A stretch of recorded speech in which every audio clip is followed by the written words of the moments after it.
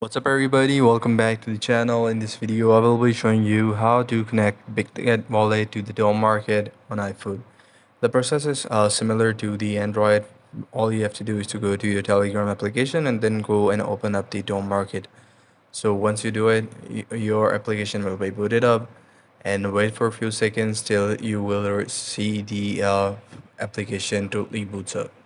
So once it's booted up, all you have to do is to go to the wallet option, which is on the bottom right side of the screen.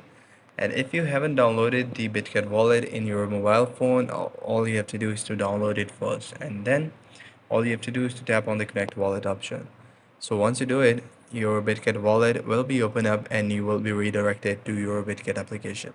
So just wait a few seconds till the application totally boots up. So after that, the notification or the pop-up approval notification will be pop up, where all you have to do is to approve the access to the wallet. So once you do it, make sure that you verify your identity using your face ID, and then that's pretty much it. That's how you can do it. I hope you find this video helpful.